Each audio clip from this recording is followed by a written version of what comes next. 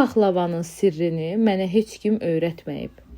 İllərdir mətbəximdə sınadığım, dəfələrlə düzəldib mükəmməlləşdirdiyim üsuldur. Hər resepti əvvəlcə öz evimdə yoxlayıram, sonra sizlərlə bölüşürəm. Bugün isə paxlavanın o par parıldayan, iştah açan, qızılı rənginin sirrini sizlərlə bölüşəcəm. İlk öncə onu deyim ki, kanalıma abunə olmağınızı hər birinizdən xahiş edirəm.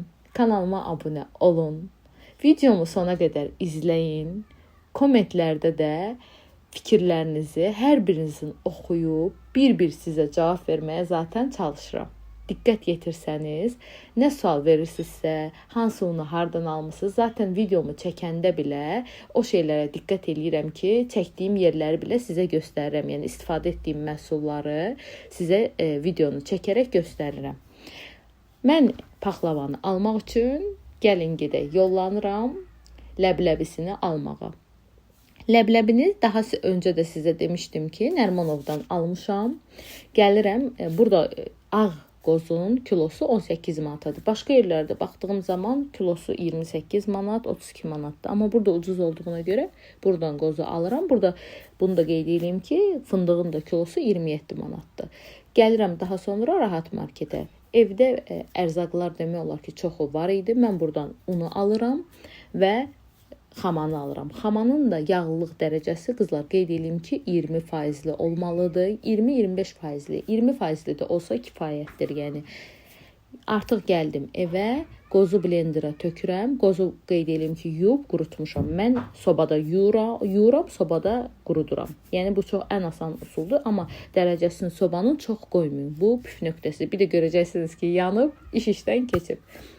Blenderdan, qızlar bunu qeyd edeyim ki sizlərə, blenderdan bir dəfə ilə bastınız, ikinci dəfə basmağınız kifayət eləyir. Çünki çox üyüdülmək qoza heç yaraşmır, özəlliklə də paxlavanın arasında. Paxlavanın arasında qoz çox üyüdülmüş olmamalıdır. Bunu sizə necə deyim, israrla deyirəm ki, bunu belə eləyin ki, nəticədə gözəl olacaq. Sırf mənim bişirdiyim kimi əgər paxlava etmək istəyirsinizsə, mənim verdiyim reseptlə edin, mənim etdiyim kimi edin. İnanın ki, həqiqətən bu paxlavanı evinizdə belə kimsə yeyəndə və yaxud da qonaq gələndə, kimsə yeyəndə deyəcək bu paxlava nədir belə? Mükəmməldir. Yəni əsl paxlava dadı. Əgər özünüz evdə çətinlik çəkirsinizsə, sifarişi mənə verə bilərsiniz. Demədən mənə mesaj yazın, direktdən yazın. Mən sizə cavablandıracağam mesajınızı zaten. Keçirəm xəmirə hazırlamaq hissəsinə. İlk öncə başlayıram. Deməli, simitanı, xamanı tökürəm. Qramaj önəmlidir. Ən dəqiq, yəni resept, dəqiqliklə çəkilən, ölçülən qramajların nəticəsi ortada olur və gözəl də şirniyyat ortaya çıxır. Ona görə qramajdan istifadə eləyin. Məsləhətim sizə budur. Hərəniz bir dənə tərəzi alsanız, tərəzinin qiyməti çox da baha deyil. Südü qoyuram isti olmağa, ölçürəm. 1 stakan süd lazımdır. Burada xamanı 200 qram tökürəm. Qramajları dəqiqliklə YouTube'umun açıqlama hissəsində qeyd eləyəcəm. Oradan keçid eləyib götürə bilərsiniz. Amma burada da belə nə qədər lazımdırsa sizə deyirəm videonu səsləndirərkən. Yumurtanı tökürəm içinə. Yumurtanın ikisinin sarısını, birinin bütöv ağından istifadə eləyirəm. Bütöv şəkildə burada mayanı aktivləşdirməyə çalışıram. Yarım çay qaşığı mayadan istifadə edirəm. Yumurtanı tökmüşəm xamanın üzərinə, qəşəngcə qarışdırıram. Məhlul həll olunsun. Qıraqda isitdiyim südü bunun içərisinə də yarım stakanını tökəcəm ki, içində pürüzsüz hala gəlsin xama. Özünüz bilirsiniz ki, xama içində yumru topacıqlar qalır. O da heç yaxşı olmur. Gördünüz ki, burada isti südü əlavə elədim. Onu da qeyd edeyim. Çünki istər-istəməz xama soyuq olur, yumurta soyuq olur deyə burada məhsul ilıq şəkildə olsun deyə. Əllərimi yuyuram. Keçən dəfə məni tutmuşdunuz ki, daşa ki, niyə əlində üzük var, xəmiri üzüklə vurdun, üzüyümü çıxardıram, əllərimi qəşəng yuyuram. Burada yağla unu qəşəngcənə umac edirəm. Yağla unu umac edirəm və orta hissəsini ayırıram.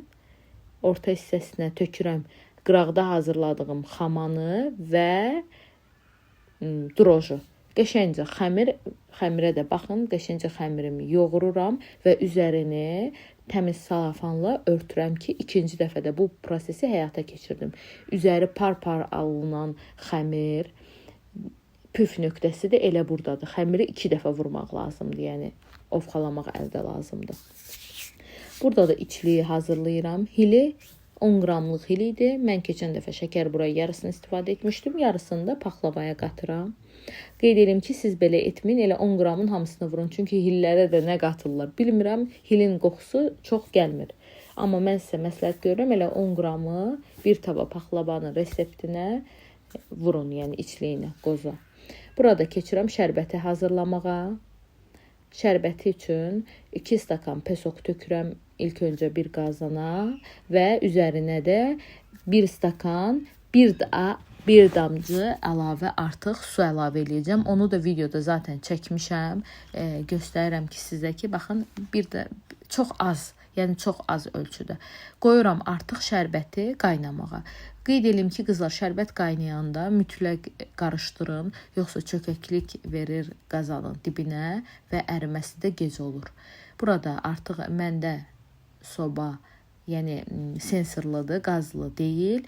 Mən ən güclü xodunda qoyuram zaten. Burada paxlavaya istifadə etdiyim yağı sizə göstərirəm. İran yağından istifadə edirəm qızlar paxlavada. Çünki çox qəşəngdir və bilənlər bilir ki, tərkibində qətiyyən qatqı yoxdur. Mən zaten hər zaman bütün bilən qızlar, səhifəmi takib edən qızlar da bilirlər ki, hər zaman mən paxlavada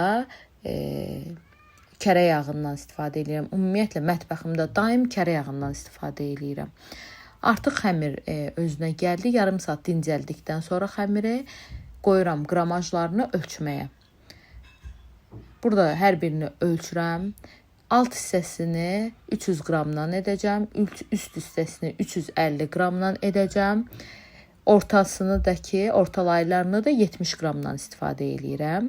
Mamamdan kömək istəyirəm. Mamam kündəni vurmaqda və açmaqda mükəmməl dərəcədə professionaldır. Yəni çox qəşəng açır. Burada da mamama deyirəm ki, sən mənə kömək elə, mən çəkiliş eləyim. İnanın qızlar, çəkiliş elədiyim zaman, yəni nəsə eləyəndə çox çətinlik çəkirəm. Əgər mən onu 1 saata bitirəcəmsə, bitirirəm 2 saat yarıma. Yəni o dərəcədə insan çətinlik çəkir. Burada mənim əlim öyrəşib. Qozun qara görünməyinə baxmayın, qətiyyən qoz deyil. Sadəcə olaraq tripodun işığı qızılı rəngdə olub deyə burada qoz qara görünür. Yəni özünüz də gördünüz ki, aldığım zaman qətiyyən qara qozdan istifadə eləməmişəm və sizlərə də göstərmişəm bunu zaten. Xəmiri açırır. Yəni inanın ki, xəmir çox nazik idi. Zaten də buradan görünür videodan.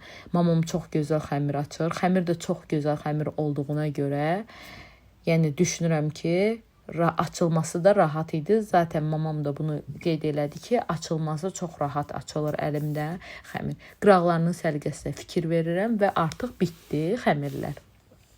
Orta xəmirlərdə 70 qramdan eləmişəm, bunu da qeyd edeyim. Üzəri üçün götürdüyüm 350 qramlıq xəmir bayağı bir qalın olur.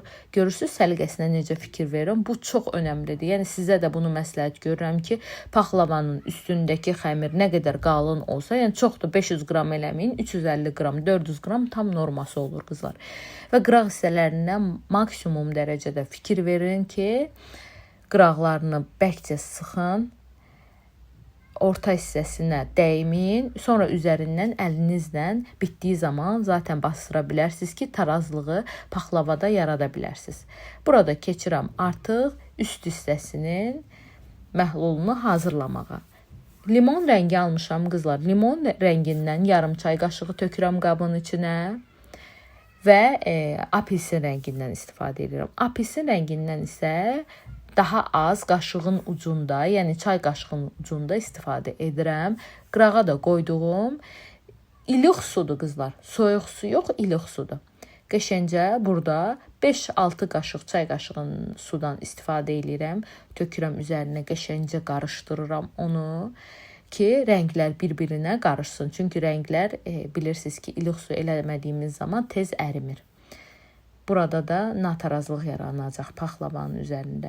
Digər tərəfdə isə deməli yumurtanın ağını saxlamışdım paxlavada, sarısını vurduğum zaman xəmirə, ağını da qəşəng çalıram. 1 ədəd yumurta, 2 ədəd yumurtanın ağıdır. Qəşəng çalıram, tökürəm burada üzəri üçün hazırladığım həmən bu qarışımın üzərinə qəşəngcə çalın, biraz köpürdücük hala gəlsin ki, içəridə yumurtanın ağlarından heç bir nə qalmasın. Mən hər zaman süzgəcdən keçirdirdim, bu dəfə heç süzgəcdən istifadə eləmədim, çünki ehtiyac yoxdur. Burada xatkeş köməyi ilə düz xətlərimi çəkirəm, xatkeşdən istifadə edin. Əgər belə mənim kimi səliqəli nəticə almaq istəyirsinizsə, xatkeşdən mütləq dərəcədə istifadə edin. Xatkeş vasitəsilə necə kəsdim sizə hamısını göstərdim və keçirəm üzərinə. Mən bu şotkanı yalnız şirniyyatlarımda istifadə edirəm. Siz də yəni bir şotka alın, bu şotkadan alın. Bütün xostovar mağazalarında var bu şotka. Alın, çox bahalı bir şey deyil. 2 manat civarındadır, səhv eləmirəmsə. Qəşəng üzərini, hər tərəfini eyni şəkildə olmaq şəkildə rəngləyin. İnanın ki, rəngi həqiqətən də çox gözəl olur, par-par olur. Burada sizə artıq qozları göstərirəm ki, yəni ağlığı, çox ağ qozdan istifadə eləmişəm və mən paxlavanın üzərinə bir bütöv şəkildə qoyuram. Yəni, görürsünüz ki, paxlavalar da hamısı orta üfüqündən necə düzgün kəsdiyimi, yəni həqiqətən özümü tərifləmirəm. Mən paxlavada və yaxud da ki, bütün şirniyyatlarda səliqəyə çox diqqət edirəm. Çünki insan gözlə görür. Birinci görür, sonra bəyənir. Siz də görürsünüz, bəyənirsiniz. İnanın ki, yəni o belə ortaya çıxmır. Həqiqətən səliqəyə fikir versəniz, sizdə də belə alınmaması mümkün deyil. Çalışdığınız qədər 10 dəqiqə, 20 dəqiqə gecələyin, amma nəticə mənimki kimi olması üçün səliqəyə diqqət edin. Qozu da səliqə ilə üzərinə düzürəm ki, eyni bərabərlikdə paxlavanın üzərində olsun. Çünki mən çəkiliş eləyirəm. Bu mənim üçün çox önəmlidir. Evdə etdiyiniz zaman siz bəlkə də biraz səhlənkarlığa verə bilərsiniz, amma mən vermirəm qətiyyən. Çünki mən bişirdiyim hər şeyi sizlərlə paylaşdığım üçün səliqəyə hər zaman da diqqət eləyirəm. Burada qozları düzürəm. Nəticə, gözəllik, möhtəşəmlik, həqiqətən də, yəni gözlə görünə biləcək nəticə ortadadır. Qoyuram, göndərirəm sobaya bişməyə. Hardasa bir 10 dəqiqə özünü tutduqdan sonra biraz üstü məndə sobanın heç o tarazlığı saxlaya bilmirəm. Qızarmışdı, çox bunun üçün üzüldüm həqiqətən, amma olsun, heç nə olmaz, yəni tez qızarmışdı. 10 dəqiqədən sonra üzərinə yağı tökürəm, göndərirəm bişməyə. Qızlar, qeyd edeyim ki, mən 140 dərəcədə bişirmişəm. Çünki mənim sobam çox iti sobadır. 140 dərəcədə 1 saata bişirmişəm. Şərbəti də qıraqda qaynatdım, hazır oldu. Çıxartdım qışın üzərinə çəkdim. Tökdüm şərbəti. Hamısı şərbətini hazırlamışdımsa üzərinə tökdüm. Burada gəlirəm qlikozanı hazırlamağa. Qlikozanı bütün konditer mağazalarında tapa bilərsiniz. 2 xörək qaşığı qlikoza, 3 xörək qaşığı şərbətin üzərinə tökürəm, qəşəng qarışdırıram. Bura 1 xörək qaşığı mən duru yağda əlavə edirəm ki, üzərində par-par parıldasın. Və həmən elə üzərini rənglədiyim şotka ilə bayaq gördünüz, qəşəng yudum o şotkanı, üzərinə başlayıram qlikozanı əlavə etməyə. Bu parıldısı üçün mükəmməldir də, yəni qlikozda olmazsa olmazdır. Bəziləri deyir ki, baldan istifadə edə bilərik. Yox, mən sizə balı məsləhət görmürəm, çünki heç özüm də baldan istifadə etmirəm. Çünki balın dadı gəlir. Yəni dediyim kimi, siz də evinizdə bu reseptlə edin. Kommentlərdə fikirlərinizi gözləyirəm. Bu dəfə sizə gəl deyən paxlavamı göstərdim. İnşallah nəticə də bəyənərsiniz. Kommentlərdə fikirlərinizi yazarsınız. Sağ olun. İnşallah gələn görüşlərdə, gələn şirniyyatlarla Novruz bayramının şirniyyatlarını da sizə göstərəcəm. Allaha əmanət olun. Sağ olun qızlar.